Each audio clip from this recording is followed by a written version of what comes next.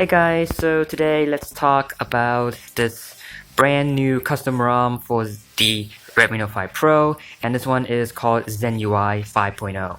Now, if you don't know what ZenUI is, it's pretty much an ASUS skin on top of Android. And a developer by the name of NeFeroN has managed to port this skin of Android over to the Note 5 Pro, and today let's talk about it, okay? Alright, so this is this is actually not the first time I've used ZenUI. If you recall, I'm actually used to own an ASUS phone and use some of the very early versions of ZenUI. And actually, after using this, I really felt that they have made a lot of improvements, and while pertaining some of their own traditional and very iconic things of their own. Let's talk about the feels a little bit, okay?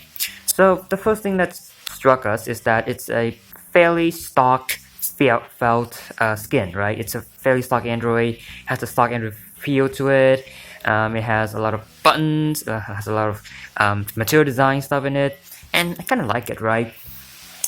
Although one thing that I do not like about this first impression is the animation. It always felt rushed and almost too fast, in my opinion. It's almost like ASUS put like 0.5x animation by default, even though it's still come out at 1x. And so it still feels unnatural, just like VOS 3.0. Also, some other stuff like the launcher, for example. The launcher that I'm using here is the ASUS launcher, and in my opinion, it actually hasn't changed much since the last time I used ZenUI, because it still has some of their buttons, has their own feedback when you press the button or and there are still some decent sets of features like an app locker, which has been there since the first ZenUI, and hide apps and stuff like that. And let's talk about, and also there's the quick settings panel, which looks a lot like VOS 3.0. And if you recall in my video, I call that quick settings panel basically the near perfect. This one is sort of the same deal. And as a cherry on top, there's also a one-handed option for the quick settings, which makes it more like VOS than ever. Almost more looks a lot like One UI in my opinion. So yeah, a really nice feature. And overall, just like some of the very hidden features that they put in. Now, ZenUI in the past have always been a little extravagant when it comes to putting the features into the phones. Now, back then, it was a different story, right? Clearly, most of the features they put in are trash, and they mostly don't work at all. But with this version of ZenUI, I have to say that they have trimmed down a lot, but there are still a lot of things to talk about. Like, for example, Auto Wizard and Power Master. I like the fact that they're still naming them that and giving them separate names. And especially Auto Wizard, I actually play Spotify, and I can really see the difference when I switch between audio profiles in that app. And also Power Master, which has actually proved to be pretty useful when when I'm running out of battery and I need the extra juice. It's always there for me. And I also really appreciate some advanced features, right? And they sit within the advanced settings, like Game Genie, which is pretty much a game booster, twin apps, gestures, and that's basically it. Unfortunately though, the gestures aren't working, and there's no 3-finger screenshot, which is really disappointing. And so most of the time I actually do have to use the screenshot quick settings panel in the quick settings instead. And there are actually some other opinions that I can put out from this third ZenUI. The first being that compared to the past, ZenUI has much less bloatware now. Right, compared to in the past with ZenUI 2.0, 3.0, when they put a whole bunch of apps in it, like games and apps and some social media apps that no one uses. This one, they are very clean, as you can see. There's absolutely nothing apart from their stock usual apps, the clock, the voice recorder, file manager, etc. Alright, but and of course, if of course, some of them are disabled, can be disabled as well.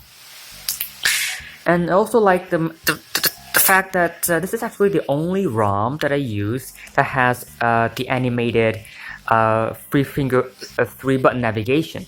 Look at this. This is the thing that a lot of ROMs have get rid of, like almost everything, every ROM, every ASP ROMs, even Pixel ROMs. But this one actually kept it, and I really appreciate it because it was one of my favorite things with the gesture with the navigation buttons. And some miscellaneous stuff like safety net and camera 2 API are all here, so you can watch your favorite Netflix shows and use your favorite Google camera built. Alright, let's talk about some of the bugs, shall we? Now, there actually aren't many, but because I'm going to talk about performance a lot in this video. Basically, the SIM cards can be disabled. Double tap to wake is always enabled, which is a really great feature, but you cannot disable it, which is not something that you guys really care about. And this is a very hidden thing, a very if you actually use this phone thoroughly enough, you will notice this. But some apps are ZenUI in general is kind of aggressive when it comes to app hibernation, just like MIUI or ColorOS or any Chinese skins.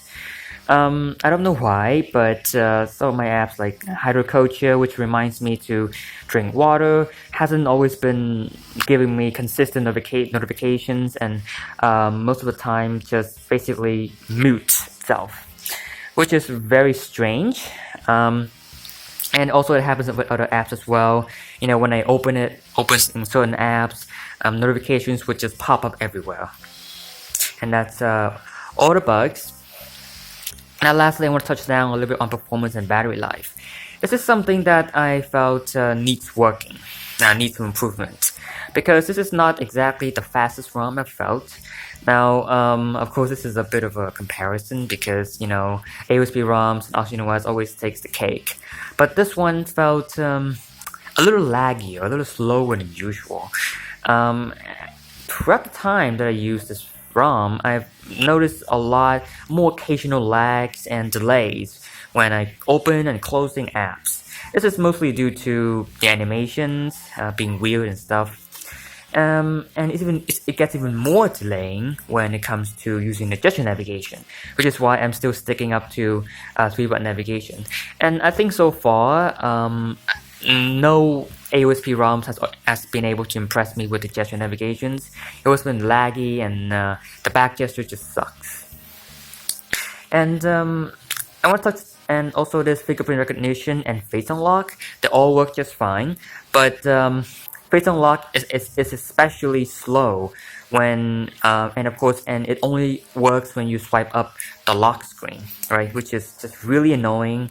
Fingerprint is also pretty fast, but occasionally it takes time to turn on the screen as well.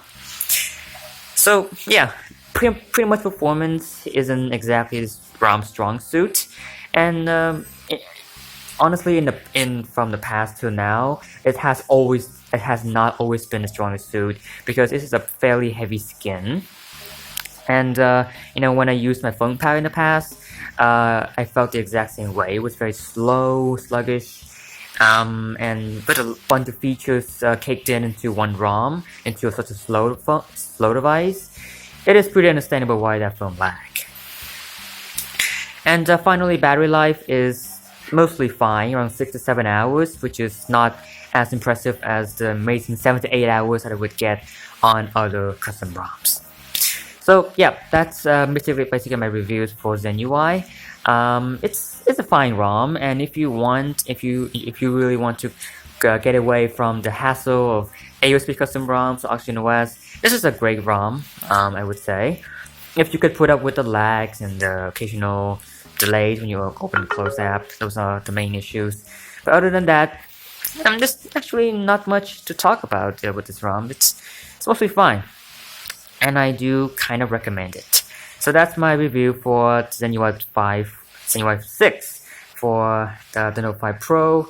Thank you so much for watching, and if you like it, just hit the like button down below. If you love it, subscribe for more great content, and make sure to hit the bell button down below to get notified every time a new video comes live on this channel. Okay? Thank you, and goodbye.